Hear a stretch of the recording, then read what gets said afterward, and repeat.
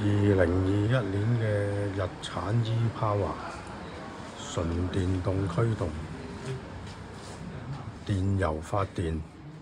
廠方數字呢就每公升油行24多啲公里。新車呢，當年新車呢就379800。上一手嗰個人呢就行咗萬零公里，咁而家折舊咗15萬幾，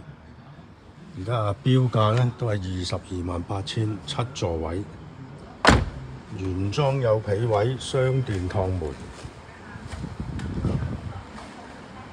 有鍾意又實用嘅，又唔想叉電，